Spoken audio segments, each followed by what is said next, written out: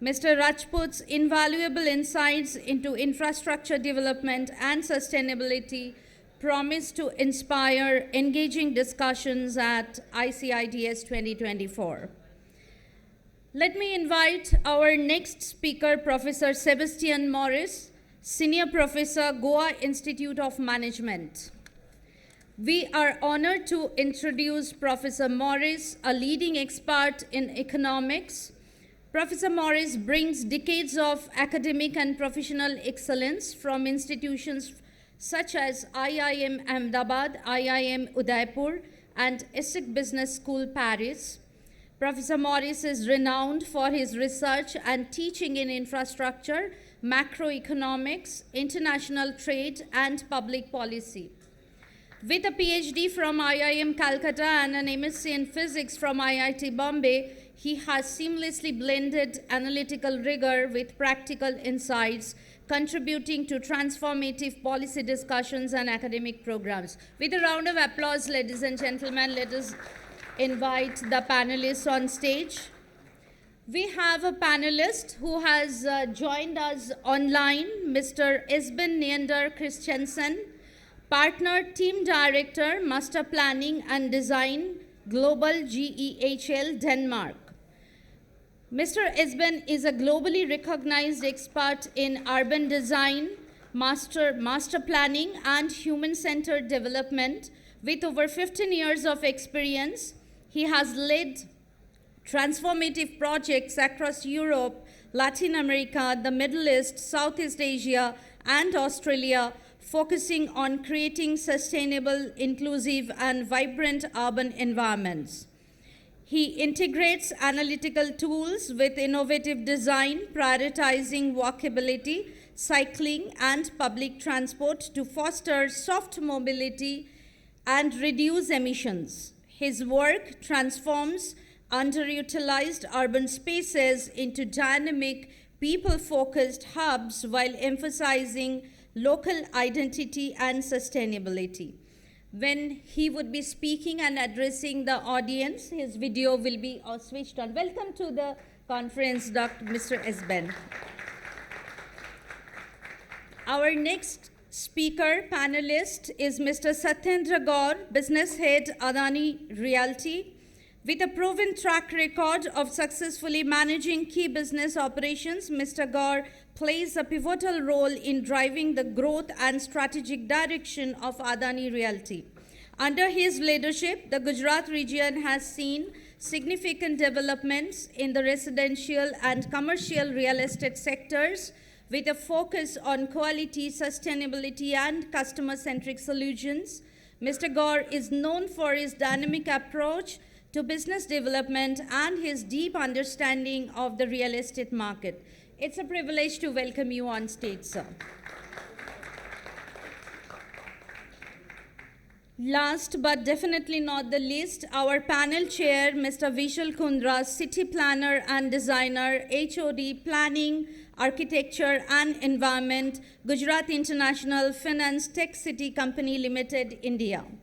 We are honored to welcome Mr. Kundra, a distinguished urban planner and designer with over 22 years of global experience spanning countries like the USA, India, Singapore, Malaysia, China, and the Middle East. Under his leadership, Gift City has become a flagship smart city project in India, integrating state-of-the-art infrastructure such as district cooling systems, underground utility tunnels, and green transportation. His commitment to fostering people-centric communities and his expertise in participatory planning has been instrumental in positioning Gift City as a global benchmark for urban innovation and sustainability. We are delighted to have you on stage, sir, and the session will be conducted by our panel chair. In the end, we will be open for a few questions from the audience. Thank you very much, sir. Over to you.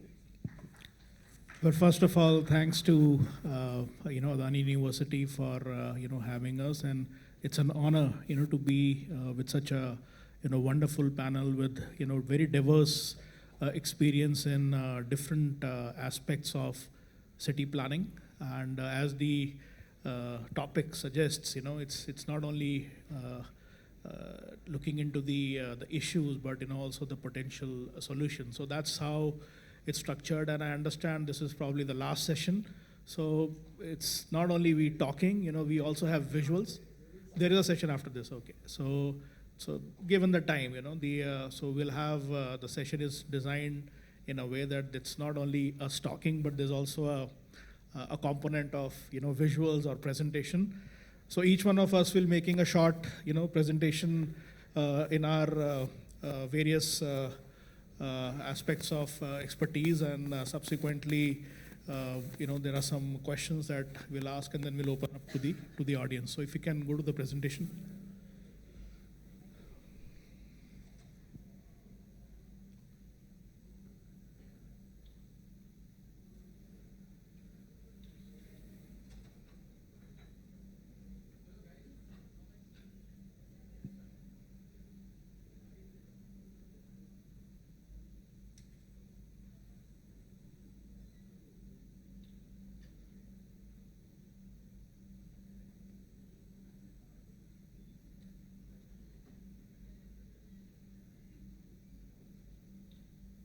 Not this one, the second one. No, not this one. Your name? Vishal.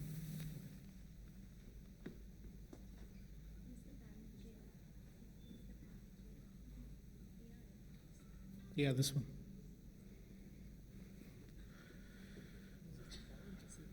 Which one? Okay. Use this mic or this one? I'll use, okay. Yeah, both are working. That's fine. Which is Yeah, sorry about the glitch, so we'll get started. So we'll first of all briefly go into the urban challenges. They are not restricted only to India, but just looking at the perspective of, how we live in our cities, how we travel, how we commute. It's a common known thing, and I'm sure that you are all aware that by 2050, India, along with some of the other emerging, even developed economies, would be, the maximum people would be living, close to 50% of the population would be living in urban areas. Now, this chart on the left-hand side, that indicates the cumulative registered vehicles in India in the last almost 70 years. So that in itself tells us that yes, have we improved the road infra at the same pace? The answer is no. We all know that. But yes, the car ownership or the ridership or registration has gone up, significantly. On the same side, on the right-hand side is showing, statistical data, from the point of view of PM10.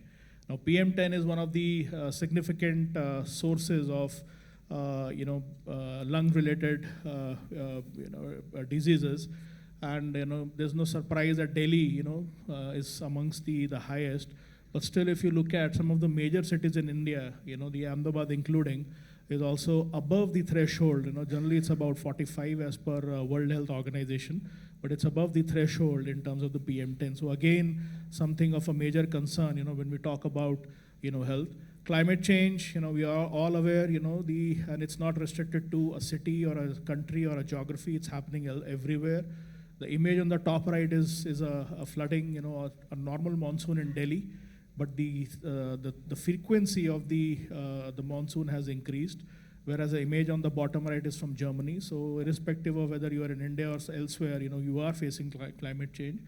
And World Health Organization, and even other agencies, global agencies, they feel that close to 1.2 billion people around the world, are directly, potentially impacted by such a change. Looking at the urban planning aspects, the graphic on the top left, are shrinking open spaces.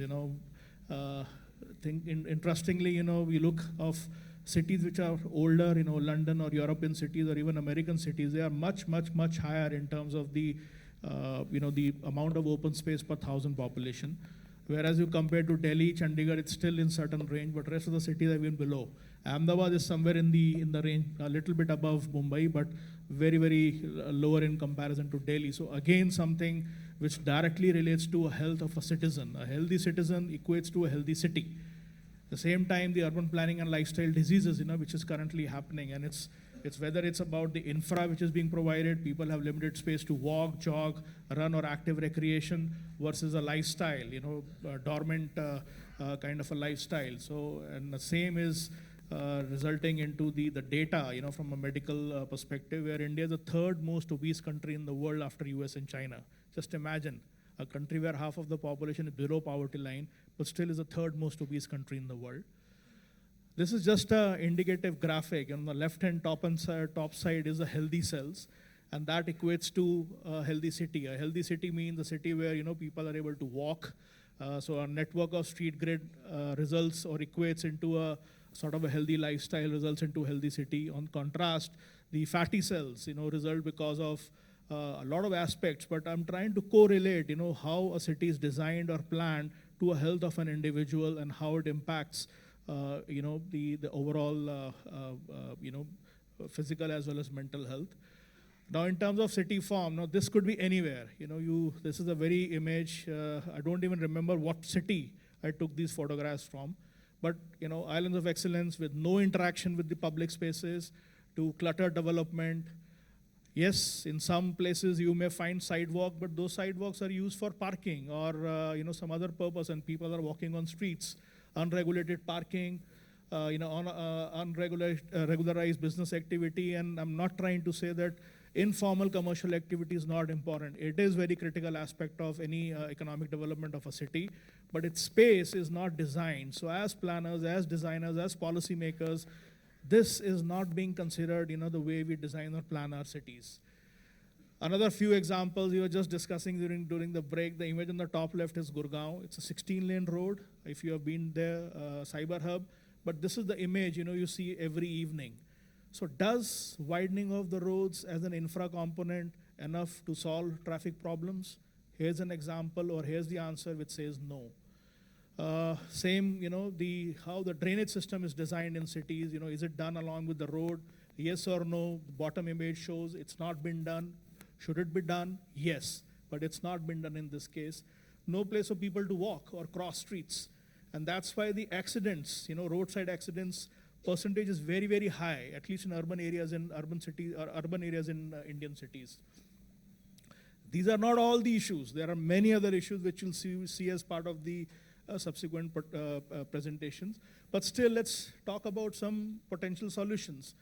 Sometimes, it's a bottom-up approach. People start taking initiatives, and this image on the top is Rahagiri. Started off as a very small movement, became very, very big, and its whole thing is about taking back our public spaces. So streets gets closed on a Sunday or a Saturday, and it becomes, the image you see. They do yoga, they do, other kind of active recreation activities. And the Aravali Biodiversity Park, again, an initiative of residents of Delhi and Gurgaon and a lot of NGOs to transform an area which was abandoned into a biodiversity park. On a national level, multiple missions have been initiated, from Smart City Mission to Swachh Bharat Mission, Solar City Mission, Digital India. So it's not that at the national level, the government is not thinking on those lines, but still, trickling it down to the local level, that's where the sort of the gap is. The Smart City Mission specifically, that allowed the concept of greenfield or retrofit or redevelopment under area-based development. Because redevelopment of our existing city is one of the critical challenges. There is no clear direction of how to do it or what should be done, to address that thing. Because at the end of the day, you can literally count the number of new cities that has been built in India since independence. Maybe it's 4, maybe it's 5. That's it. In last 75 years, we've only built 5 to 6 new cities. The rest is all existing cities, and they're getting overpopulated and needs a lot of revamping. Recently, the 12 new city initiatives in terms of industrial towns have been announced by Government of India. So Niti Aayog is working towards it. So again, there is hope that new cities are coming in which will address or be smart enough to not have the same problem which many of us see today. Now, this is an example of the urban form elsewhere. These cities also have the same, not same, but something similar type of professional. They also have planners, designers. They also have regulations. But this is the form, which is sort of emerging. The concept of vertical zoning is picking up, a mixed-use concept, and addressing, linking public realm as a very critical aspect of urban development is an aspect which is missing in many Indian cities.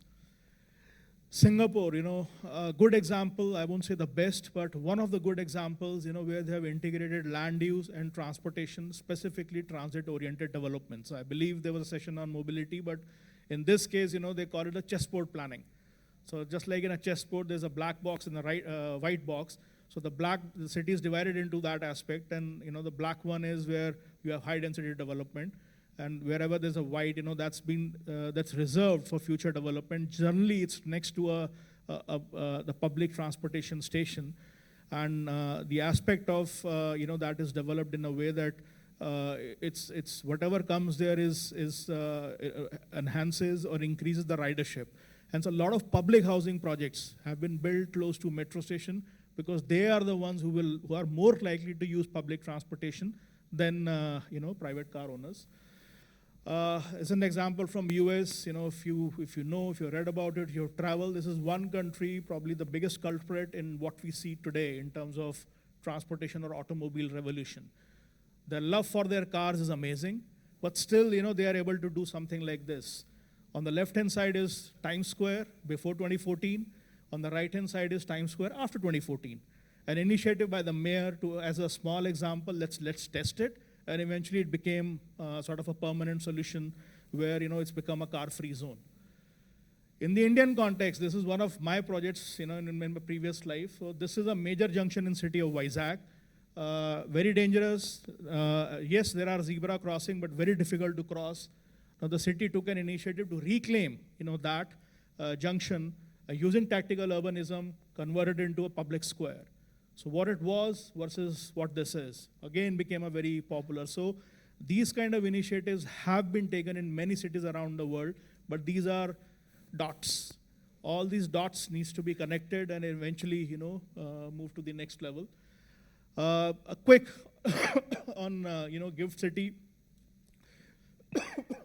When you seed a new city, the strategic location is very, very critical. In this case, the location is such that it's complementary to the surrounding cities and not sort of in terms of a competition. So hence a tri-city concept has been utilized where each of the cities is enhances the supportive ecosystem, connecting past, present, and future.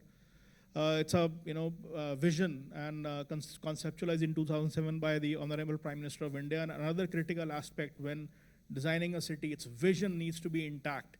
You can't shift the goalpost and expect people to score goals. You can't shift the vision and still assume that the vision will be achieved 5, 10, 20 years down the line, because cities don't get built overnight. It takes 15, 20, 30 years to achieve the desired output. This is where it was in 2007, from barren to business. This is the photograph taken about a month and a half ago. It's only financial IFSC in India. There's only one allowed as per law. And it's also, the platinum rated greenfield city in India. So again, something from a policy perspective, which some of the panel members will be talking about. In terms of its development strategies, it's assumed, consumed, envisioned as a vertical city. And yes, the system has evolved over time, but the idea is to achieve and maximize the volumetric potential at a block level, even at a plot level. The concept of global FSI, which is 3.65, is being introduced way back, maybe 15 years ago. Till date, that's followed, but at a plot level, it's the FSI is in some cases 7, in some cases even 10. So that gives the flexibility. So the flexibility from the point of view of regulations, but also ensuring that the regulation achieve the objective of a vertical city. At the same time, the land, which is a very critical aspect, because in this case, lucky for GIFT, the land was available. In many cases, the land is the biggest issue. But in this case, land was available. Land belongs to GIFT CL. It's leased for 99 years. But the volumetric potential, what we call as development right, is auctioned or sold through an RFP process to the developers. So again, a very different development model. In the subsequent sessions, our panelists will talk about it. The city is expanding. This is some of the things, which will, come up in future. And once we have gone through this presentation, you see these blanks.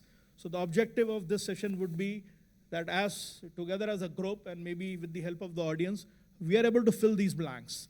What combines all of these will result into future cities or urban transformation, which is livable as well as workable.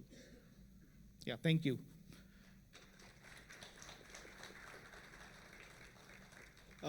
Now I'll ask Mr. Arvind Rajput to just a quick overview in terms of the Gift City.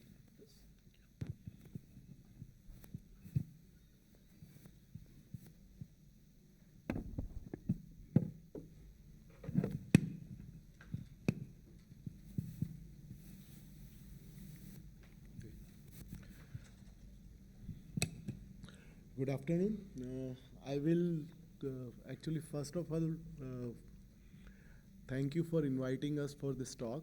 And I will forward the discussion which Vishal has started. It's about Gift City and the challenges which we also observe and what is our vision for solving all these things. So some of the initiatives taken for solving these challenges, we will discuss one by one. Critically, there will be what are the actually challenge we envisage. First challenge, we see that there is no plan for any city. Overall plan is prepared before development starts. So in case of Gift City, we have started our planning in advance, and before starting any construction, overall plan is ready. After the development plan is ready, every city lacks the space or corridor allocation for utility development.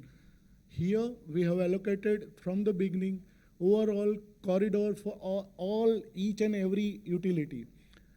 Then once planning is done, there is a coordination issue because multiple agencies come and do execution work. So one comes and second comes and they demolish the road once constructed. So this is the coordination issue. Here in Gift City, single agency is coordinating for all the construction activity. And lastly, there are multiple service providers. So if allocation is done, but there is a burden on corridor. Here in Gift City, we are doing this execution and so we are only the majority service provider, so that all problems are resolved by a single coordination issue. We will talk now about some of the initiatives in infrastructure, mainly ABC, utility tunnel, district cooling system, and automatic waste collection. We will talk it in length, and all zero discharge of water cycle, power supply, and city command. These initiatives are taken by many cities. We will talk a little bit about what new thing we are doing here. So first thing is this utility tunnel. Utility tunnel is a concept which connects underground via duct to each and every plants with the building basement of each and every building. And it provides space allocated to each and every component in advance. We will talk it later. But when we were implementing this facility in Gift City, the primary challenge was that its initial cost was, everybody was saying, very high. So how to justify it? So when we see conventionally we execute the system, we calculate only construction cost. But when we calculate life cycle cost, many things are actually excluded. We should also cover indirect cost of augmentation and future repair when we open the roads and common area. There is a more land requirement compared to our conventional, our initiative. And so land cost we are not considering. Aesthetic and social and environment safety issues are also not counted. And last thing, lesser life, because when we install the pipes and all in the underground, their life also reduces. In our case, we are doing all these things stackable, and its initial construction cost is high, but its land requirement is very compact. So compared to conventional approach, if such type of facility need to be installed, it takes almost 60 meters stretch. In our case, it is encompassed in a 7 by 6 meter RCC duct. And Aesthetically, it's good. And even the life of pipes and all, it increases multiple times. This is a cross section which we installed. This can be changed as per requirement. There is two sections. One is a dry section where we install our cables, and it is segregated because of safety. And other section is called wet section where all type of pipes are installed. In this utility tunnel, we have installed all type of facility except sewage, gas, and gas both, and storm drainage. Three facilities are not installed because sewage due to order, and it is installed through gravity, so slope maintenance in sewage and storm it is not considered. And in gas it was safety reason, that's why we have not installed it. This is the actual picture of our utility tunnel which is operational. We are going to build 16 kilometer of tunnel. Out of that, 5 kilometers is already operational and 5 kilometers is under construction. So this is a layout, and you can see that all plants which are located at different places, they are connected through utility tunnel, and each and every building is also connected through this route. So all pipeline, all cables, they are earmarked for all the building in the utility tunnel. So once it is installed, the city will be the digging-free city. So this is the main challenge we face in every city. So this is one initiative we have taken. Second thing is the district cooling system. In our area, almost 9 to 10 months we need cooling system. And this is huge requirement. So to provide these services, we have installed district cooling system in which we are chilling the system. We are installing centralized chiller, and through pipes distributing this chilled water to each and every building. So when in each and every building there are heat exchangers, and based on that every building is cooled. And like our electricity meters, there are BTU meters, and tenants get billed on based on that. So what is the actually approach difference? In conventional thing in building is, actually every building is installed by chillers, either split AC unit or VRV units. There are outdoor units. And as these are ready units bought from the market, so there are over designs. So higher capacity is required. Every unit needs more power for running the HVAC system. And we are creating noise through this outdoor units. And there are creating heat island. In our initiative, there are centralized chiller, and there is no outdoor units and all in any building. So there is no noise, there is no heat island creation. And in power requirement of each and every unit reduces substantially, because in any unit 70% power almost is required for cooling. So here cooling requirement is very minimal. So power requirement is also reducing. By this way, this system is almost 30% energy efficient than the conventional system. This system is running 24/7 since many years. There is no outage and all these things. And this is series counterflow arrangement. And this is highest chilled water holding circuit in India. And we have planned almost 160,000 ton of refrigeration for the city. Next initiative is, as we all see, that garbage is the main issue in each and every city.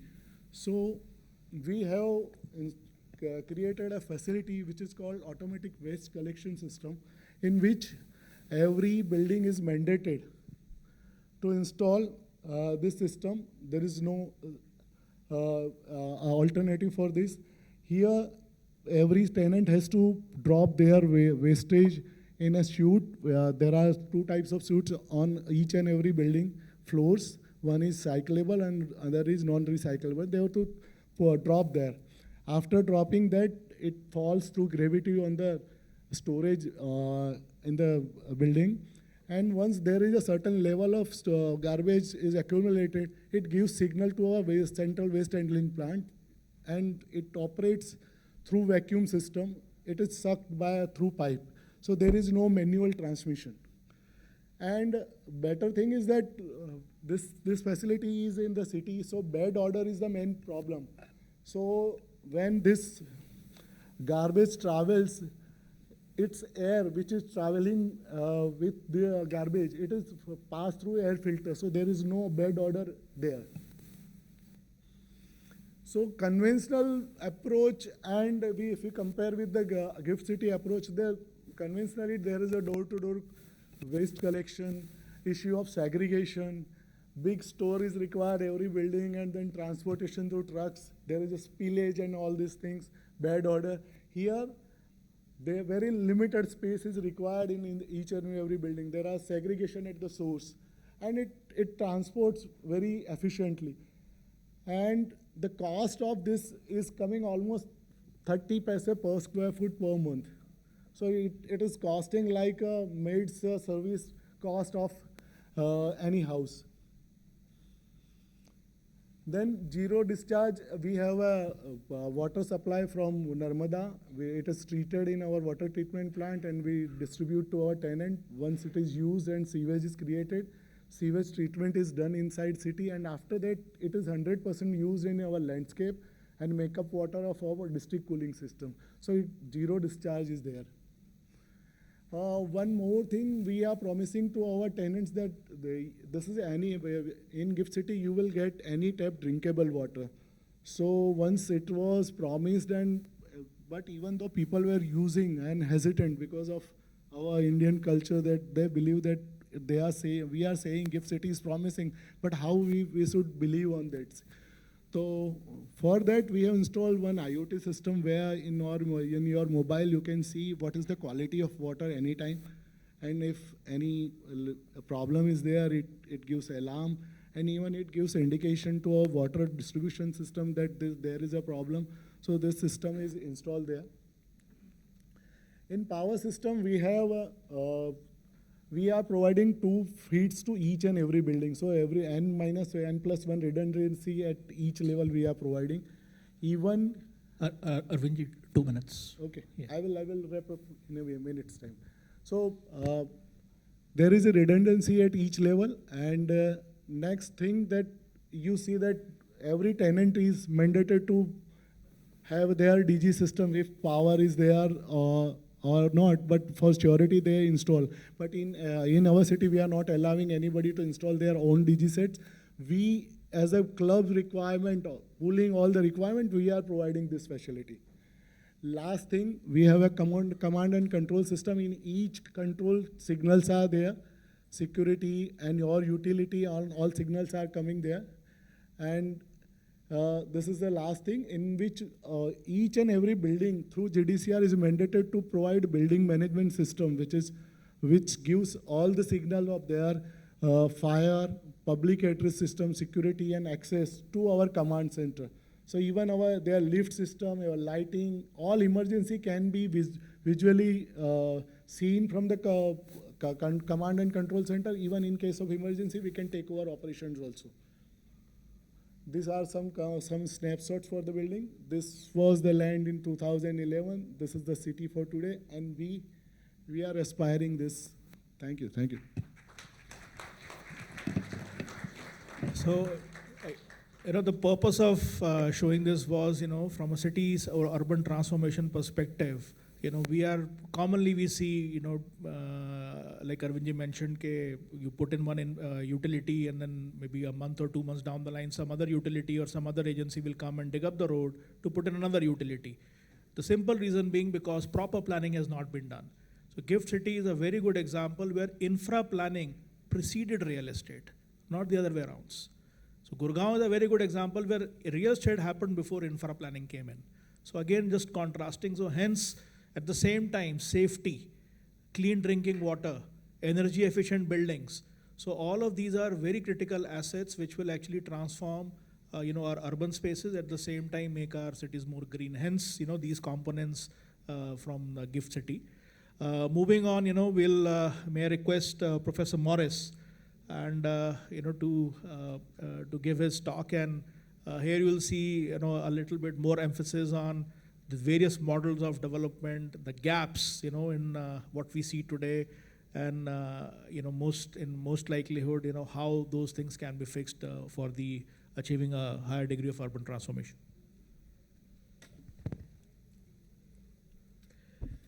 Yeah, so I'm honored and glad to be here talking about cities and the potential for new cities as well as the potential for wholesome, redevelopment of the older cities. Okay, so first of all, let me kind of preface by talking a bit about the problems. And although everybody has talked about the problems, I am going to talk about the problems in such a way that it leads to a clear understanding of where the root causes of these problems are. Okay?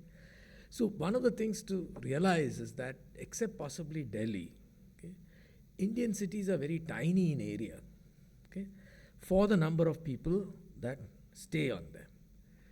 The built-up densities in Indian cities is abysmally low. When I say density, density per person.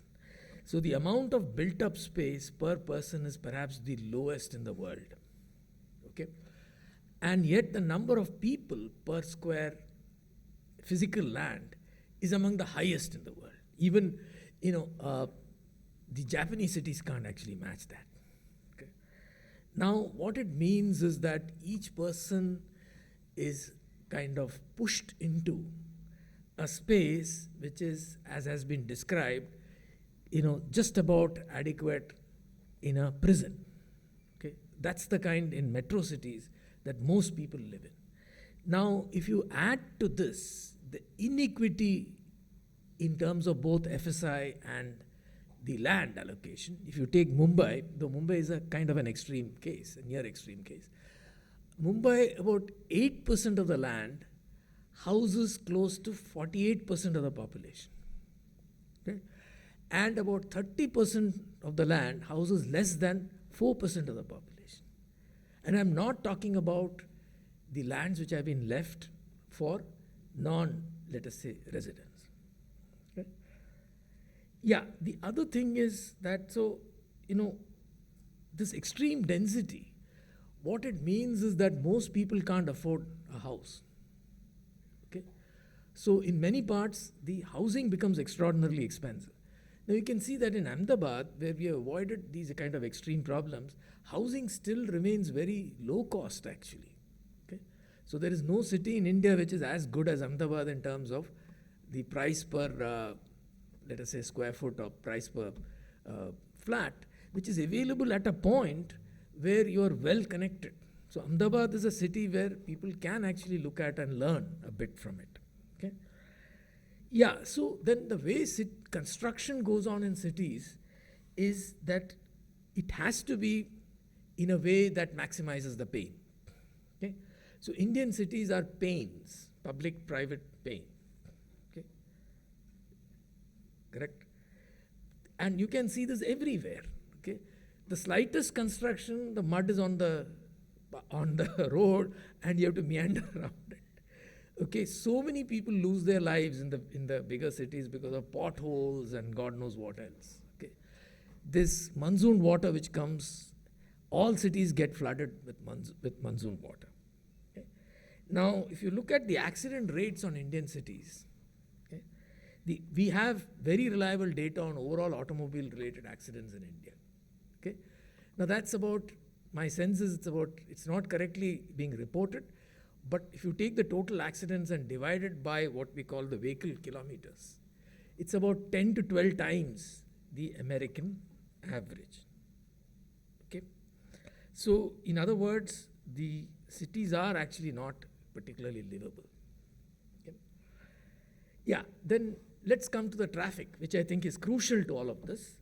Traffic and stay. So, traffic speeds have been falling in Indian cities.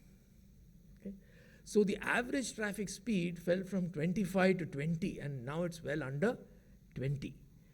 And in some parts, if you leave aside some of the arterial lines where the traffic moves at a reasonable speed, then the traffic speeds can be as low as 6 kilometers per hour. Okay? In large parts of Mumbai, during the peak, around 5 hours of the peak, let us say, the traffic speeds are what I told you. Okay. And this is happening despite vast investments. So Indian cities have witnessed a huge amount of expenditure, not just in the smart city program, but even prior to that and even otherwise on a regular basis. So it seems as if the more money we spend, the bigger pain it becomes to most residents. Okay? Let's not be beguiled by a nice single road which has been developed across the Yamuna or across a particular river, where you can take your car and drive and then suddenly come to a stop. There you can hit 80 and then you come back to your 30, 20, 10, etc. Okay? The amount of carbon which is generated in Indian cities is amazing if you were to measure it in terms of per vehicle kilometer, per person. Okay? Everybody talks about public transport, but then public transport doesn't happen in India. In the Indian cities, it used to happen. Okay? And just to give a sense of or push on public transport and how it has not really worked, the actual car usage intensity in India, if you adjust for the per capita income, the rich countries, of course, have much higher car per person. Okay? Obviously, because their incomes are much higher. But at India's income levels, there are many countries with lower car usage than India. So India actually has a higher car usage than most countries at the same level of income and at the same level of land density. Now, Australia would have a higher car usage as compared to another country with the same income because the land is more spread out. Okay? So if you account for these factors, already India is very high up, and the top one priority in the minds of most people, middle class people, is how do I get a car? In fact, let me just narrate this. This is about Bangalore. My daughter had to work there for a while. So, she had to travel a kilometer. So what do we do? So the only solution was to buy her a car and she'll sit in the car and drive it. Okay? It might take half an hour, but still that was the only possibility given the traffic speeds. Okay? I wouldn't let her walk around because there's no place to walk. Everything had been used up. Okay? And the number of crossings you have to do are very high. Now, I've described some of these problems, but let's get to the root of it. Okay? Let's start with traffic. Okay? What about road designs? Okay? Everybody talks about roads, but if you look through Google Earth onto Indian roads in cities, anything but the grid you can see. You can never see a grid. Okay? And a grid is the most efficient way of transporting people because you have many axially complete lines going this way or that way. Okay? Now, what happens in Indian cities is there will be one axially complete line in a vast area, and everybody has to come on to that. And similarly, on this side, there will be one axially near complete line. Almost all the other roads exist, so it's not that roads per square kilometer is less, but the roads per square kilometer, whatever they are, the design is completely something like a evolution of ants moving around. Okay? So given the fact that there are no actually complete roads, you see all the traffic at all the roads and on the few roads, and therefore you find that those are extremely slow moving traffic with very major congestion. Now the planner looks at it, and given his knee-jerk approach, what he does is he'll say, look, let me build a flyover there, let me widen that road, and so on. Not worrying about the OD. So the first problem is that most of our city traffic studies are not based on OD. OD needs to be done, that is origin, destination, and so on. So if you do that, you'll realize the value of grids versus point to point, which then gets confused.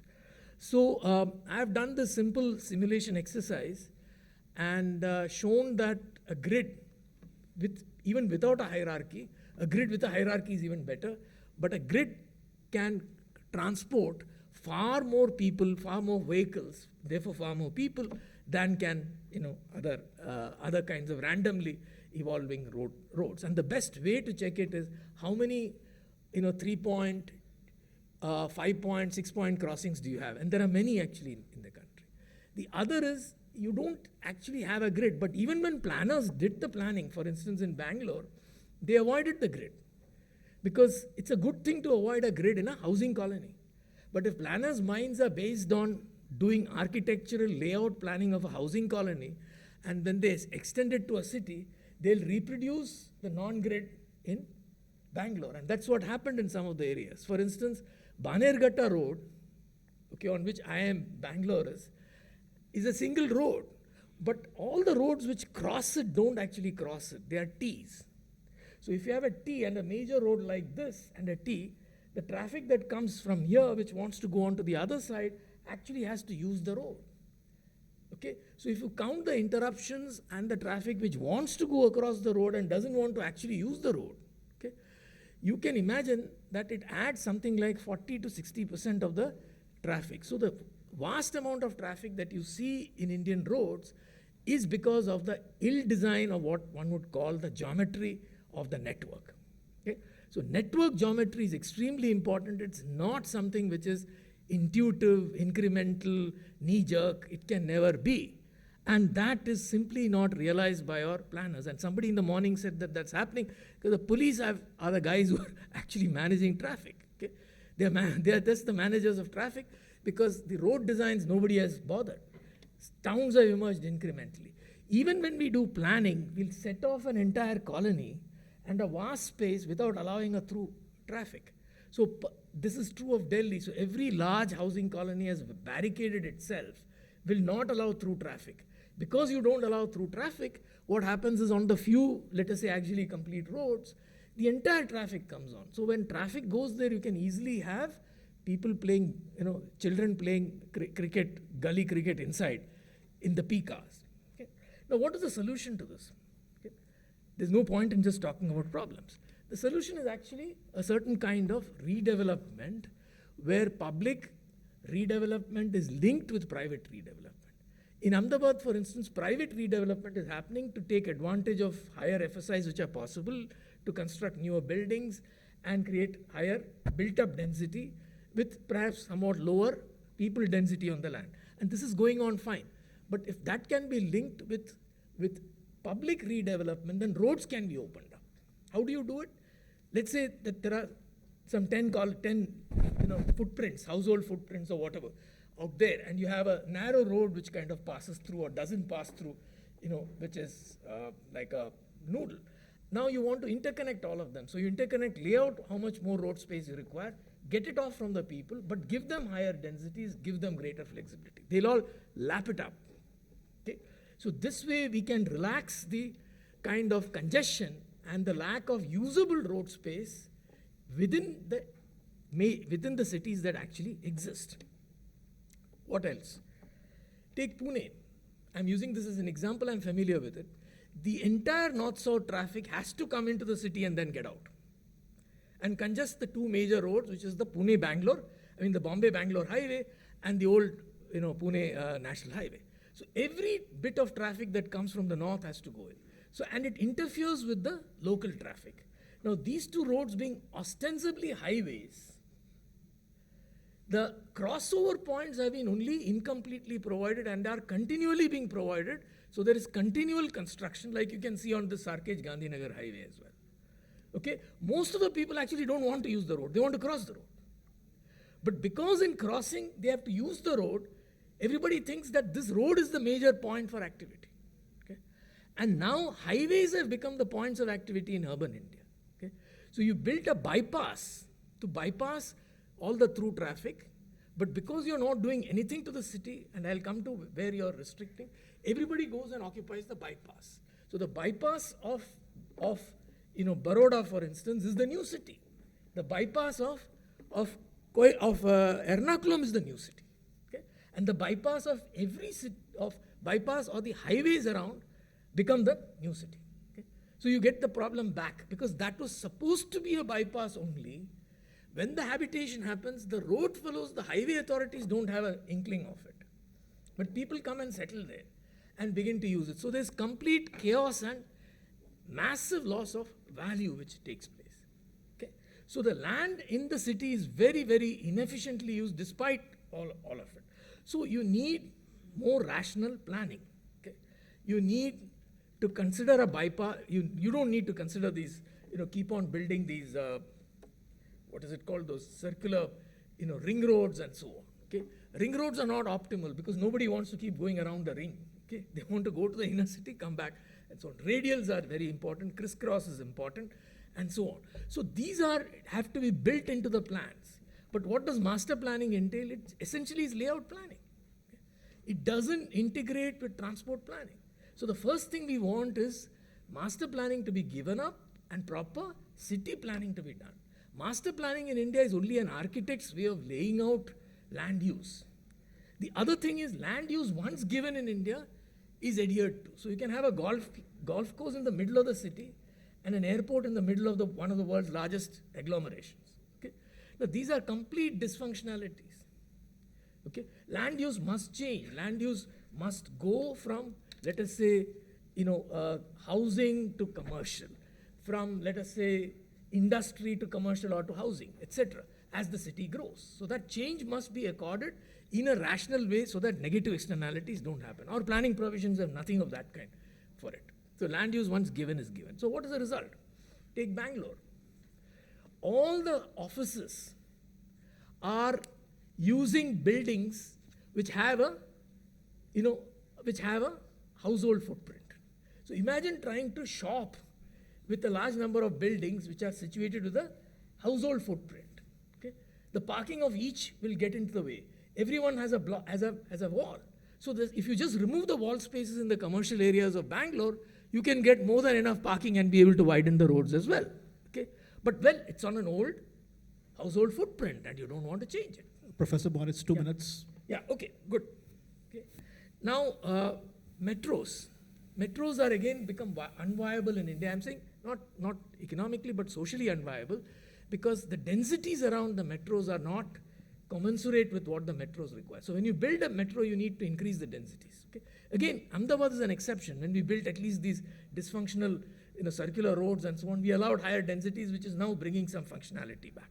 So we need to do everything possible to make the metros viable, because Indian population is so high that metros will have to constitute the main movement corridor. Only then public transport becomes even remotely feasible. Okay? So everything that requires metros to become socially viable, okay, must be done, and that is density increases, more lines, more cross sections, hierarchical ordering, multimodality where you can walk in and walk out of the metro, allowing a lot more people to settle around the metros, metro stations becoming commercial areas, egress and ingress costs and times coming down. So today you have to climb up there, look around, and then get into the metro. When you come down from the metro, you're in the middle of traffic, things like that. So all that has to be eliminated. I've talked about master planning. FSIs need to go up. There's no doubt about it. FSIs need to go up, and it needs to be more flexible. Okay? So now let's come to some of the other constraints which are there in planning. Okay? Offsets and how people actually use how the building laws are actually imposed. When building laws are completely and imposed without any reference and uniform, okay, very little public space happens. So in India, if you look at and measure the space, and Dr. Vimal Patel has done this, okay. So I'm only quoting him, and he has illustrated that with a large number of pictures from all over. If you look at typically an urban habitat, there'll be these roads, most of them occupied for public activities, illegal, so-called illegal, because there's nowhere else to go. Okay. And there is the housing footprint, and there are these 15 feet of land which is on either side of a household. Practically every house has extended itself through temporary sheds and so on. Therefore, the wall to house gets also used. So everything is used either privately, and therefore all the public use comes onto the roads. Okay? Gardens, very few are there. They are locked up. They have no bearing. Most planners cannot calculate the amount of open space required per, let us say, 500,000 people and so on. So that is where the point I'm trying to make is the bylaws of the country needs to become more functional. Okay? They are not functional at all.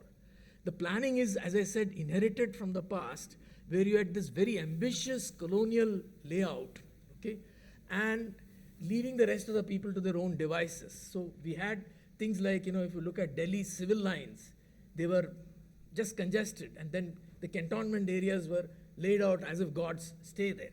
Okay? So that kind of approach to planning, that you must over-provide for green. Bangalore has been destroyed by over-providing for green. Okay? Professor Morris will Yeah, okay. just, Right. yeah. So I think I'll call it a day, except to say that just a minute on the new cities. New cities are a wonderful idea, but they will require a lot of land to be obtained. They will require integration with other cities, with the nearby cities and so on.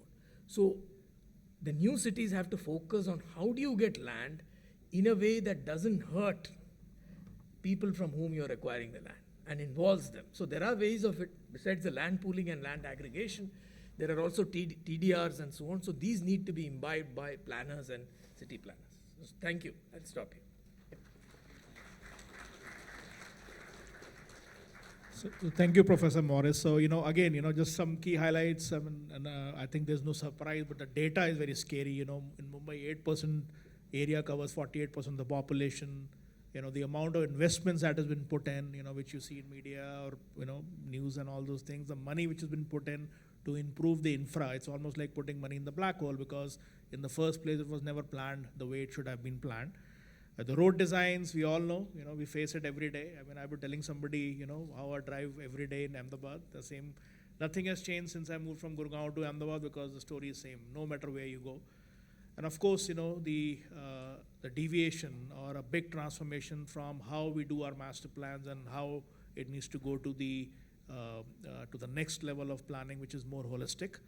So these are some of the examples, from an Indian context. But let's turn the page and look at, what's happening, globally. Our Esben from Gale Cities is online. Is joining, and he'll share some of these challenges and opportunities from a global perspective. Over to you, Esben.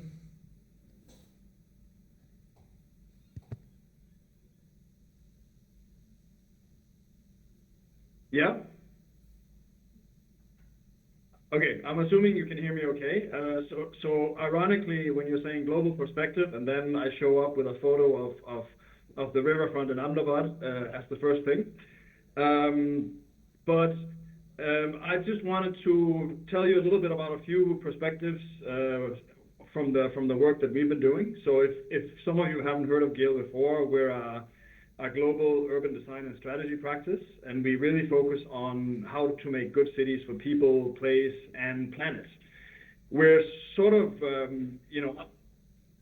I'm sitting here in Copenhagen right now, but we're sort of started out as a global practice. We've been working for 25 years, but a lot of the academic practice actually precedes the office, so we've been at it for more than 50. And we've actually, globally been very active in doing projects, but we've also had quite a lot of things happening in India. I was just in Hyderabad 2 weeks ago, another time in Delhi in November, and I think it's been 12 times in India over the last year and a half for me. So we're quite familiar. We're currently working in Hyderabad, Mumbai, Ahmedabad as well, Jaipur, so sort of in various different parts of the country and with different climates and different conditions.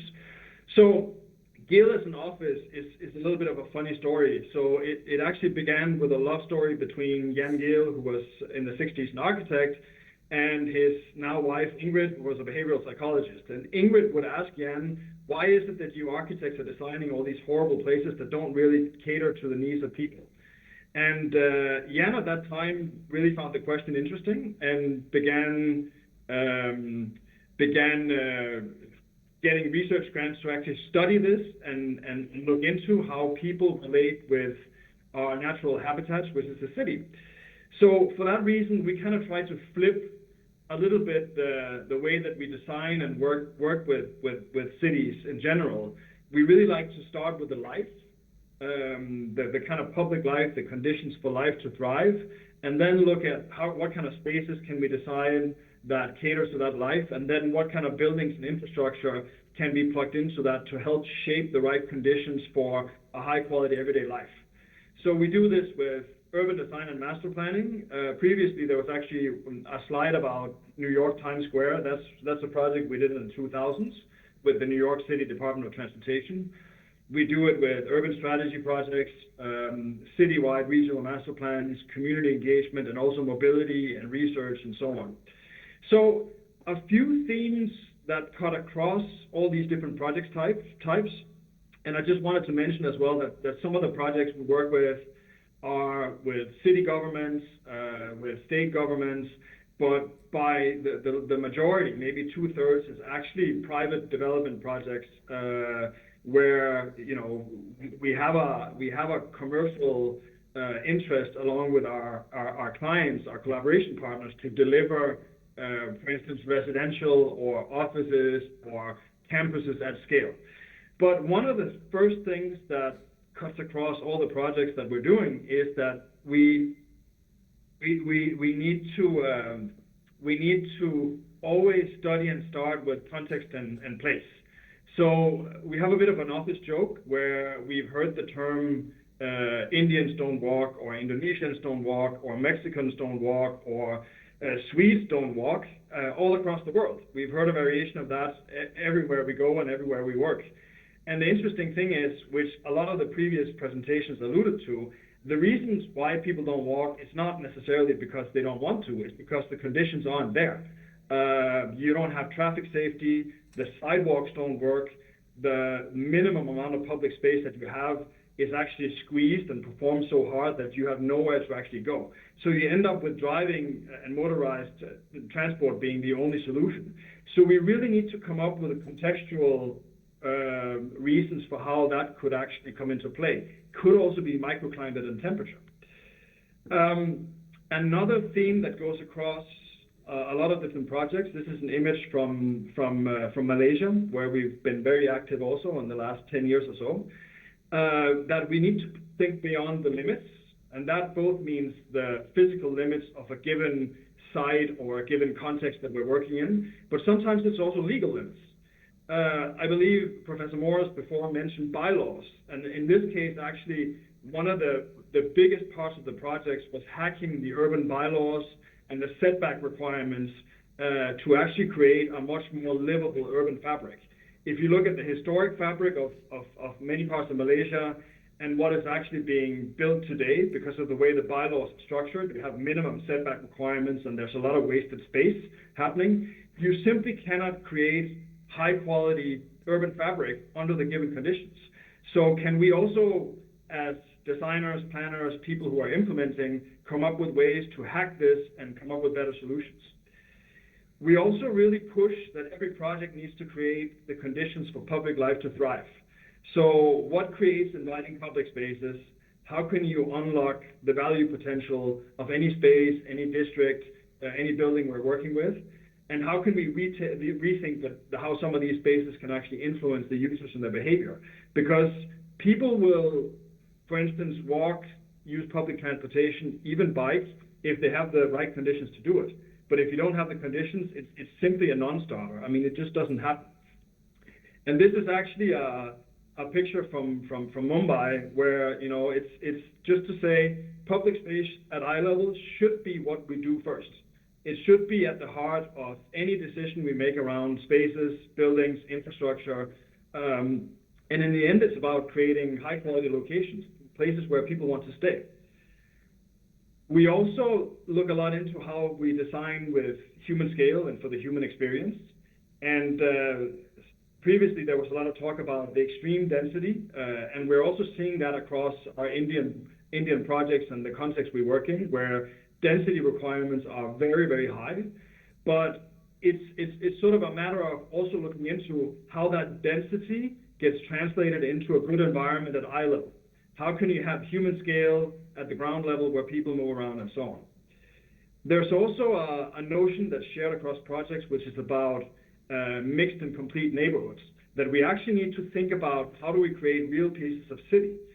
So another legacy of sort of different planning regimes has been a strong focus on zoning and separating uses. And of course, there are good elements to that. But we also know that cities that work really well actually have a higher degree of mixing happening, both at the district level, but even sometimes at the plot level. And there are many different reasons for why that is hard, but we do need to push it. And we also need to look into how we don't necessarily just have to design spatially, we also need to design with time. How does a place work over the course of the day, the week, the month, and the year, and so on? And an extremely important key aspect has to do with we need to begin with the blue and green ecology and the infrastructure that relates to the natural and urban environments we work in. So water, topography, ecosystems, all those things should be the first considerations that we take into account once we start working with any given initiative. And then this is a favorite photo of mine that I took a few months ago in Mumbai, the waterfront, and it just exemplifies really well how a space can actually create value for many different groups. And that's another factor here, right? Like how can any given space or any given urban design project or development project incorporate elements that have a wider scope of quality, where a lot of different people can actually engage with them. The other image here on the right is a project we did in the UK in Brighton, which was the reconfiguration of one of the streets in town. And I think the last part, which maybe also has to do with the fact that a lot of cities, also in India, are starting to formulate visions, they're starting to formulate master plans to a larger extent than what has previously been done. And a lot of this thinking is now really underway. One of the things that we've had a lot of traction to introduce to our projects has been a notion of open-endedness, that a master plan is only as good as the first step. If you can get the first step right, and you have sort of a roadmap for how the next steps can pan out, then you've gotten really far. But we also unfortunately see sort of long-term vision master plans that end up being scrapped, or they become a document or on a shelf somewhere, because they don't really have the adaptability and the flexibility to work with the changing conditions in the market and the changing political conditions and so on. So we really need to think of decision-making to be a process that we can engage with over time. And that was sort of it. I wanted to end with a picture of Avada Power because it's lunchtime here in Copenhagen, so I'm getting relatively hungry. But I actually think it's also a very nice image to the kind of conversation that we're having here today. So, you know, it's been really interesting for us as a practice to work in India because we learn a lot. We learn a lot about living in very dense environments. We learn a lot about a very different notion of what sustainability can be, whereas maybe less focused on just the technological aspects, but also on usage, living with climate, living with that weather, and so on. And you know, you all know this much better than me, but you know, the Vada Power comes from Portuguese. The chilies come from Mesoamerica. I mean, this is just a very nice image of how there is still in this world maybe some great things we can do together to actually learn how we can build better cities. So that was my short little introduction and the things that I wanted to share now. I'm really looking forward to your questions and the discussion after this. Thank you. Yeah, thanks, Esben. So again,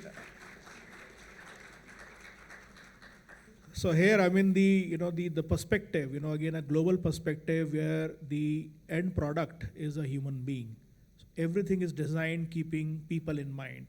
Whether you talk about public spaces, whether you talk about infra, whether you talk about, policies and all those things, you are serving the people. So, that's one difference, in terms of how cities or public places or infra is designed elsewhere. Although, a lot of collaborative, a bottom-up approach, interactive, with various stakeholders, that process has begun in last few years in India, but still we are not reached, where it should be. As, in the previous president, you saw that different departments, they work independently. Left hand doesn't talk to right hand. Roads are designed, but, so stormwater is missing or something on those. The metro is designed, but there's no coordination with the land use planning. So again, from a global perspective, all of these things needs to come together because you are designing for the people. So people-centric city is a very big sort of a movement, I would say, if it becomes a movement for creating transformative cities. So given the time we have, we'll just quickly go over to Mr. Gaur and He'll just give a quick talk on some of the commercial and residential aspect. Again, a deep dive into a specific in terms of urban development. Good evening, everyone. I come prepared with so many slides. I thought I'll get sufficient time, but I think we are running late, so I'll rush. And I'm supposed to be on that side of the table because I do not come from infra. Out of 30 years of my experience, almost 30 years I spent in HR, 3 years into agri, and recently moved into realty business. But when I was discussing with ma'am and sir, and they said like, you come and be a part of it. So I thought like, I can't bring anything than the outside in perspective about the infrastructure. So when we talk about, the urban transformation, when we talk about the transformation, we simply see the need, challenges, and put in a perspective, and you will find like what exactly you want, right? So I'll not take much time. Straight away I'll take you. So this is Shantigram. I'm sure you guys must be familiar with this. So when we talk about transformation, what all need we feel, or what all challenges we experience, even if you see these challenges into your own society, on area, on city, or on your country, you'll find there are certain issues like overpopulation, right? And because of overpopulation, cities are overcrowded. Air pollution, you see the condition in Delhi. See the traffic congestion, what we were talking about, though the overall infrastructure is very good, but the design part is not good, the grid is not proper, therefore we always stuck with, the traffic jam and all. Water supply and sanitations, shortage of cultural and social space. When I say social and cultural space, is like, in India especially, whether it's a marriage function or whatever is function, wherever it is happening, you'll find complete chaos. There is no parking, no proper sanitation and all, and the lack of public infrastructure. So these are the some area which are basically the major challenges. Therefore, we are seriously look into transformation of urban. So when we see the challenges, there are certain needs which we really discuss and deliberate, and I think this particular session was on this only, like what all things which we really can do to really transform the urban cities. So these are the few: rapid urbanization, migration for a better opportunities. A lot of people are coming towards the city. If you see the data of Ahmedabad, you'll find in 1 decade, the 40% population has gone up in Ahmedabad. But if you really see from infrastructure, though we are still better placed as far as other cities in the country, but still a lot of chaos has started happening in last 4-5 years if you really see. The reactive planning against the proactive planning, as what bosses have said in the gift city, what they did is, first they put all the infrastructure there, all civic system was in a place, like even district cooling system they put in a place, and thereafter they started construction end. So it is very important that like we start looking, when we go for urbanization, the urban development, we should look from a proactive rather than the reactive, like okay, 5 FSI mil gaya, building khada kar do. I tell you, like the practical aspects I'm giving you is like after 4 years, you will not be able to cross this Vaishno Devi circle, because the more than 5 million square feet construction will be coming in 500 square meter. And the roads going to be remains the same, because this is how we are planning, because it is more of a reactive. So how we are supposed to do is, this is the way we did it in the Shantigram. Not able to upgrade public transport facilities on time. Though we are doing a lot of work on the public transport, but you take example of Mumbai. Even today, Mumbai is not connected with the metro. Now they are entering into it. So again, if you reflect and see the, the proactive and the reactive kind of approach. Poor maintenance of water supply and sewage system. This is one of the major issues that ultimately resulted into health issues. The lack of private participation in infrastructure. So gradually things are changing, and now a lot of private players are coming in, wherein they are building the infrastructure. Therefore things are really improving and changing. The possible solutions. So the major solution is which we need to change the mindset and the policy and processes. Thereafter, if you look into it, we can really achieve our, the aim and the plan what we think of. Create infrastructure upfront to ensure better transport facilities. So what we do is like, first we create a infrastructure, thereafter we start planning. So most of the area you will find like the TP has not been prepared, infra has been built, and now TP is being planned. So when I say TP is the town planning. So जब ये road बनाया गया था, that time TP was not there. What FSI will be given, and later on it has come under TP, and now we are building the constructions and the building and all. Plan satellite cities with the better connectivity to maintain saturated cities. So these are the quick solutions which I thought will come in during discussion. But like, why to build, the other cities? Why don't you build infrastructure between Sanand and Ahmedabad, Mehsana and Ahmedabad, kind of satellite city? You put a metro trains, like so many such cities has been developed in the China. Likewise, in so many countries, they developed the satellite cities wherein they connected the major city with the minor cities, and this is how they are controlling and transforming their urban lives. Improving last mile connectivity to promote public transport uses, biggest challenge. Sorry, it's a within closed room. You go to any of a metro station in Ahmedabad, you will not find parking space. And we are expecting like people should start using metro stations. So what we are doing is like, last mile connectivity or to the connectivity, we are not creating that infrastructure. So somewhere some gap is there. So we need to connect. What boss was saying is like we follow non-cooperation movement. Infra build करेंगे तो TP नहीं बनाएंगे, TP बनाएंगे तो FB नहीं बनाएंगे, metro बनाएंगे तो tower नहीं बनाएंगे. So the very important is like how we can bring all the agencies together and really work in a collaboration. Promote redevelopment only after improving a public infrastructure. So a lot of development is going on in the city. Redevelopment hota hai, rehabilitation hota hai, and thereafter you will find like the area becomes so congested कि आप कुछ नहीं कर पाओगे. Today if you go and ask, like can I consume 5 FSI here in township will not be allowed, but if I construct any property near the BRTS, I am allowed to construct at 5 FSI. But this is how the, the infrastructure and the actual development linkage is. So these are the areas wherein make cities smart by integrating CCTV and sensors. Things are improving. You see our Shantigram, you move anywhere, you are being watched. So we have a central control room. So whatever movement is there at any corner of a township, it is being watched because, and that too with the AI-based system we put in. Example of success, Dubai, Gift City. These are the live example when the entire these perspective has been put in before setting up the cities. And in Adani Realty, so I'm going very fast, so I'm not putting, the numbers and all on it. So developing fully integrated township, Shantigram, you all know about it. So I was just asking like how much the area of Gift City, that is around 1,000 hectares and ours is 660 hectares. So it's not much, sorry, not hectare, acres. So yours is 1,000 acres and mine is 640 acres. So entire infrastructure was constructed before first resident moved in. This is what the vision of our chairman, Shri Gautam sir. And this is how we have to think to transform, the urban, the city, and the infra. Entire infrastructure plan, including future expansion with 50-year horizon. Today we know like how much load these roads can take, how much load my sewage line can take, right? And this is how we have planned. Air pollution monitoring with preventive activities, all devices are there. We have so many practices in the township, so we can really maintain the pollution level to the nearest level.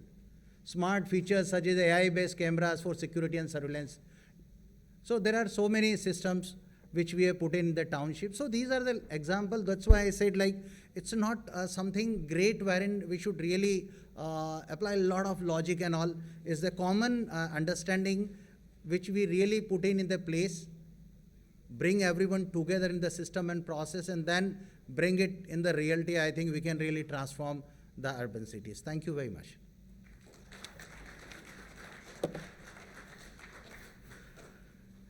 So, given the time we have, first of all, thanks to all the, the panelists to give a very diverse perspectives, from their backgrounds. But if you have been listening carefully, the key themes emerge, very, very clearly. An integrated, I'll use the word integrated, integrated approach towards planning. You can't look at things in isolation. You can't look at land use versus transportation separately.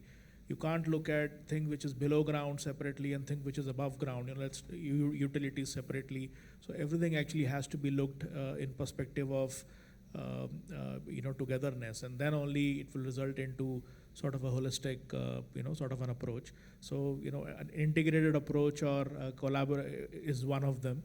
And what we heard from Esben, in terms of something which is very commonly done, in some of the developed economies around the world, West or East, is a collaboration.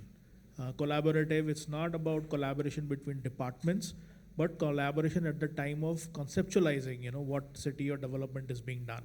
So, again, in the Indian context, I would say a bottom-up approach, where various stakeholders, citizens, NGOs, relevant departments, decision makers, they all work together to come up with something, which is, collaborative. So let me just, go over to the panelists. So there's two themes, as in the initial presentation, I had mentioned that future cities, let's focus on the solution. We all know the problem. So if our future cities or urban transformation has to be equivalent to something which is more livable, what are the key things, that we can do, and which should not be in isolation. So I've picked two. One is collaboration, collaborative approach towards, design of cities, and of course, the integrated, or that all aspects of urban transformation has to be linked. Nothing should be seen in isolation. So we have 4 panelists, so we'll take one suggestion from each one of them. To start off with, Arvindji. Arvindji, what would be your suggestion to fill in those blanks?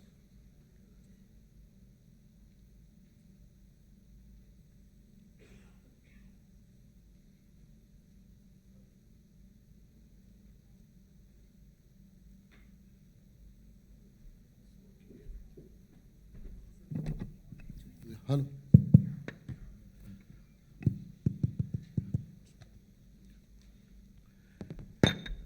Visalji, in my view, as per our learning from GIFT City,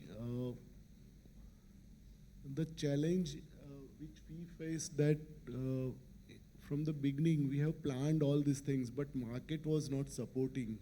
And in between, we have to realign our thinking and belief that whether we will be successful or not. But time changes. And suddenly there was a pick in sales and all this thing, and we got revenue. And after that, we stick to our plan. So sticking to our plan or belief that this is the solution and we should implement that anyway, that is the key. Otherwise, if we realign, change, and then once the system moves faster than projected, there will be challenge. So stick to the initial plan, believe on all your plans, and implement it. Yeah, thank you. And this is, if you change the goalpost, you will not score a goal.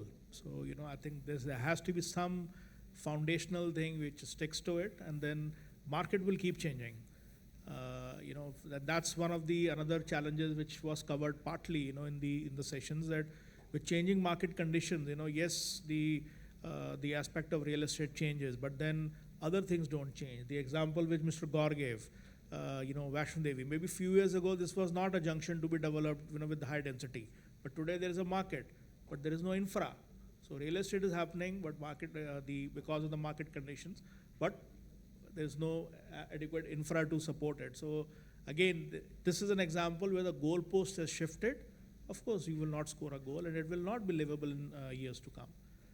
Professor Morris, your thoughts. Well, you talked of integration. Now, integration or coordination is fundamentally not possible for the Indian bureaucracy. Let me outline. My years of dealing, understanding, studying, writing about great civil servants and so on, has led me to the conclusion that when civil servants sit down, departments sit down to coordinate, where many issues are involved which kind of cut across many departments' responsibilities, they are interested by training, by design, by practice, by inheritance, only about their turf. Is my turf being damaged? Is my turf being overrun by you, etc.?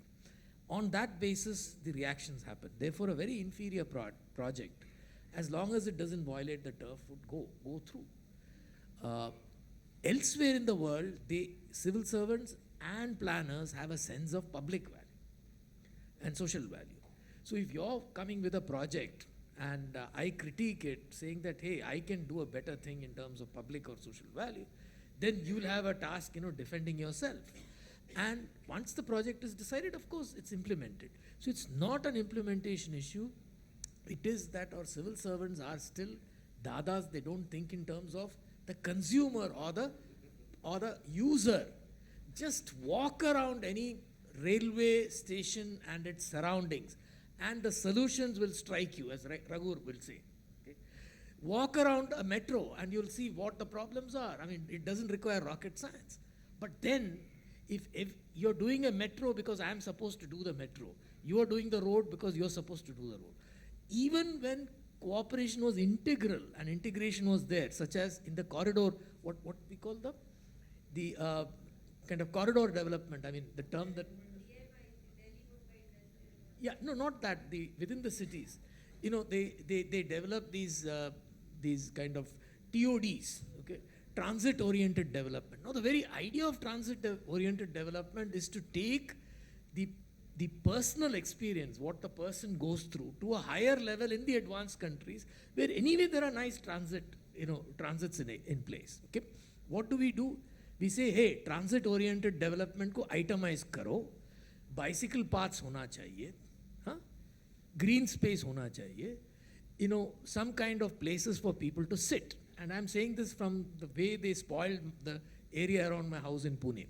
So they took a good road where traffic was moving nicely, and they narrowed it, created a bicycle path, okay, created places for people to come and sit, and there are trees in the middle of the road.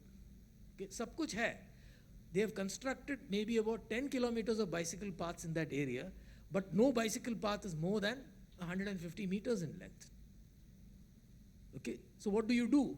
You kind of, what happens to all these facilities? None of that is used, and the pain is transferred onto the road. Okay? But Professor Boris, so looking forward, what should we do? I mean, so the solution. The point is simple. At this juncture, I would not put much emphasis on the state coordinating. But let me say that there are certain technologies which kind of force coordination. Okay? One is a metro. We have done some metros. We know that in the next stage we have to do the many more lines, so that the metro becomes a system and not just a line from here to there. Okay? Connect the metros with the railways which exist, with the roads which exist. Introduce multimodality. Bring that minimal coordination which is required for multimodality. Remove the access barriers to the metros. Okay? Let the metros pick up the topmost hierarchy in terms of movement. Okay? And then some improvement will take place. Okay? I can give you one more idea which is borrowed actually from Bangkok. If we can create in the very congested areas of Mumbai, Pune and so on, if we can, where the roads are terrible, if we can create a kind of elevated highway, which is a light highway which can only take cars at best, we can put a large number of cars on top who pay money. That will leave some of the roads lower down for buses and public transport to actually begin. But isn't that expensive? No, it's not actually, because we are spending much more doing all kinds of funny things. For instance, on a certain highway, we are building flyover. So there's a flyover like that, a flyover like this, a flyover like that. So the entire north-south of Bombay is connected with a flyover like that. Okay? Instead, you could have elevated it. Not that. You could have built a parallel elevated and taken the load off that somewhat in the interior. But nobody is thinking because there's no OD. So bring in OD. Okay? More FSI. Okay? More FSI linked with public redevelopment. Okay? More land to be brought under. We use a stupid argument that if you release land for urbanization, you're going to lose agricultural land. Can you believe it? Okay? So Indian cities need to expand. And today we have the basis of new transport which we can lay out to kind of pull out the city. That leads to city-lets which can be made, and that's where the models that they are talking about actually become relevant in some modified form. Okay? Yeah, so more land, more FSI, more flexible bylaws. which are functional. Okay? Not a uniform bylaw where, you don't distinguish between commercial and residential. See, you can always put residential on top of commercial, but you can't put commercial on top of residential. Okay? Therefore, when an area is ripe enough to go commercial, the footprint has to go commercial. Okay? You can see that in Europe. That's how the city is expanded. Okay? So why don't we see that? I mean, then there is no framework for redevelopment. There is no framework for change in land use. Can we bring all this? Can we change the way planning is taught in all the Indian schools? So planning is taught in the following way. Okay? There is a whole mythical, highly romanticized idea of a city. Okay? And if you don't go anywhere near there, you're not doing planning. So what is the end result? See, all master plans happen most generously to about 10%.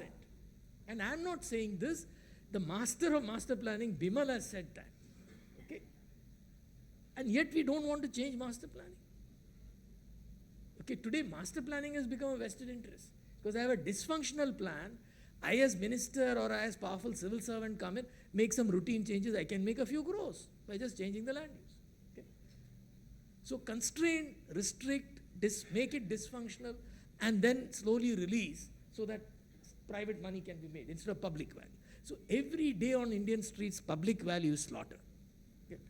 And the key fellow who should play a role, namely the government and the planner, okay, if they don't play the role, even if he gets very excited, even if I get very excited, and I have ideas, nothing is going to happen.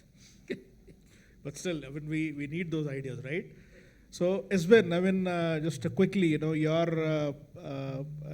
for transformative approaches, what, how we can tap into the global best practices. So, any thoughts on that?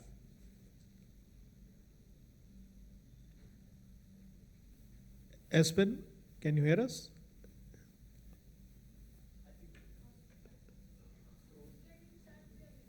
Okay. So, Mr. Gaur, your final thoughts? So what a professor has said is very difficult to bring all the agencies on common platform. So keep on doing advocacy.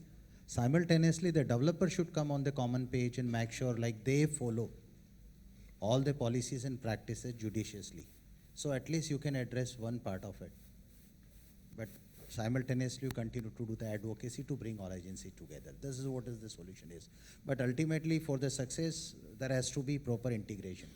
But it's gradually coming in, but it will take some time. But by the time the developer, whether GIFT City, Adani, or the government, those who are developing, should also work on this aspect seriously. Yeah. See, one thing I'll add, that practice is not followed in India, but in my experience of working in US, irrespective of what a master plan is, development plan is, anything, even at the end of the day, yes, it has the blessings of all the politicians, the departments, because there also that hierarchy happens. But before it gets implemented, it has to pass through a public opinion. So it's basically almost like a hearing. People vote in favor of it or opposing it. So I know the Delhi 2020-2030 plan, it went through that opinion where people displayed for 30 days of public opinion, and people can give opinion whether I like this or not like this, which is by law, it's required for any development plan. It's given for 60 days. But I have seen projects where I have worked on getting voted down either because it's too much of cost or somebody doesn't like, that the front of their house will turn into something else.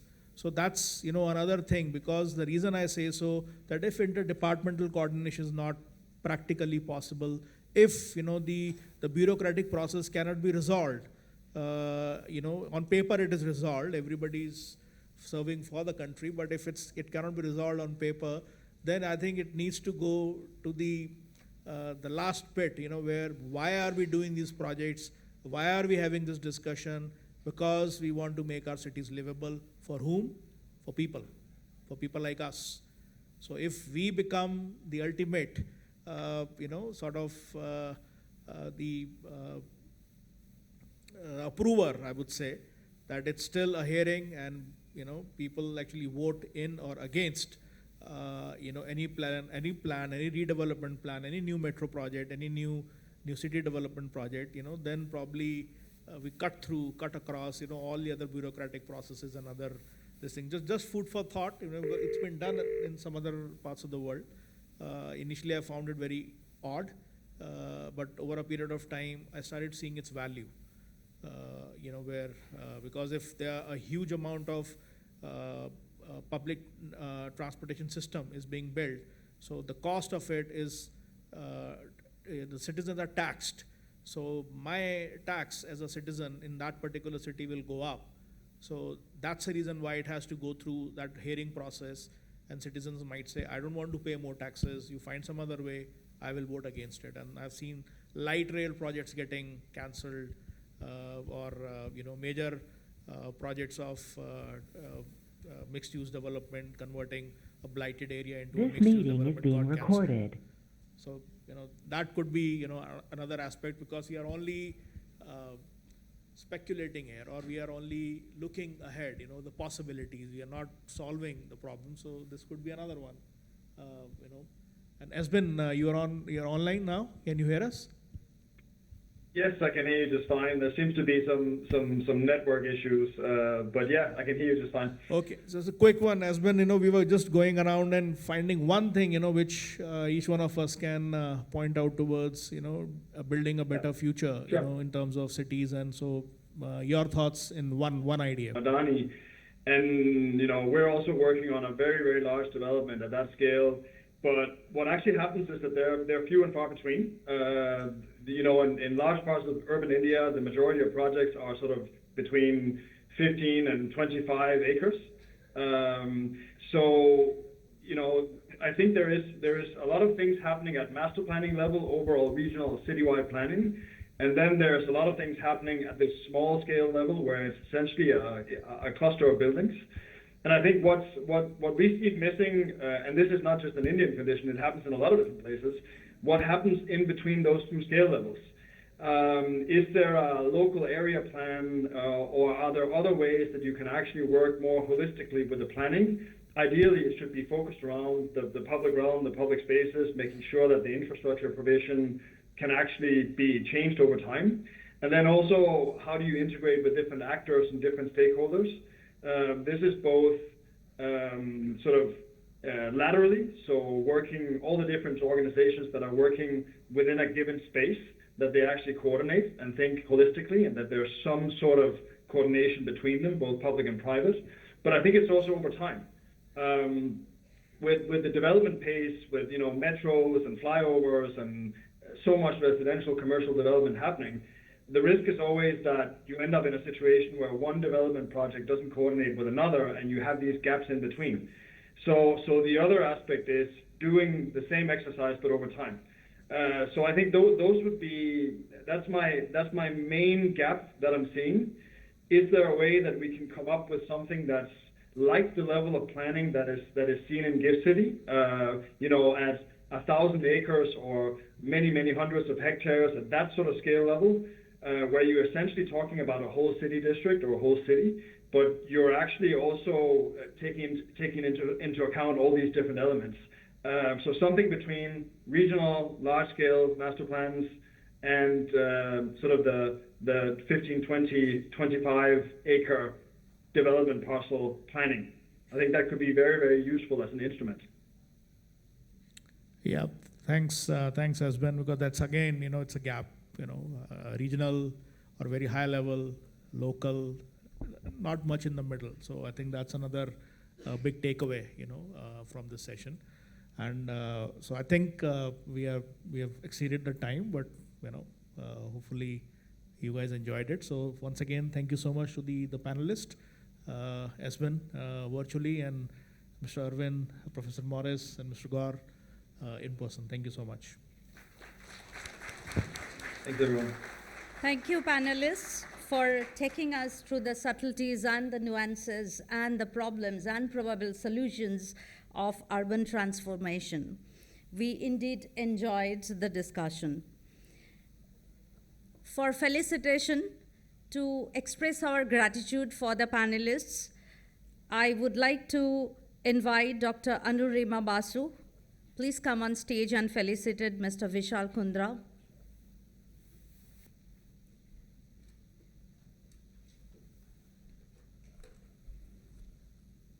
With a round of applause. We are grateful to you, sir. Thank you. Dr. Vaishali Chaure, would you please come on stage and felicitate Mr. Arvind Rajput?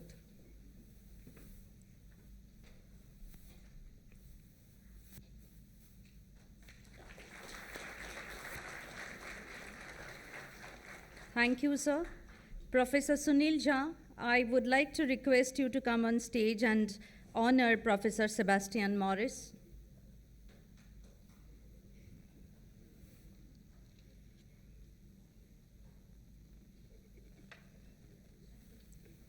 Professor Sunil Jha to felicitate Professor Morris. We thank you very much, sir, for being with us.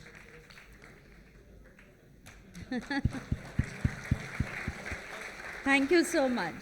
Thank you for the decorum of the stage. Thank you. And I invite Mr. Hiren Mandalia to please come on stage and felicitate Mr. Satyendra Gaur.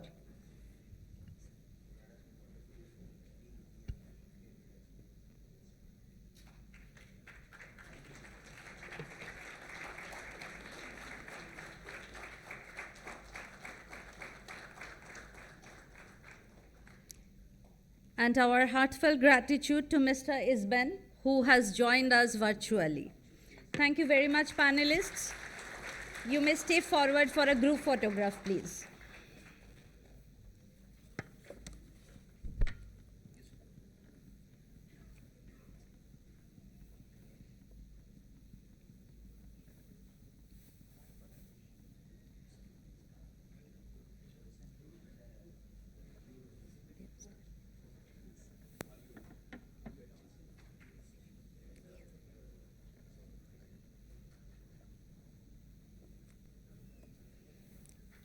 A round of applause for the panelists.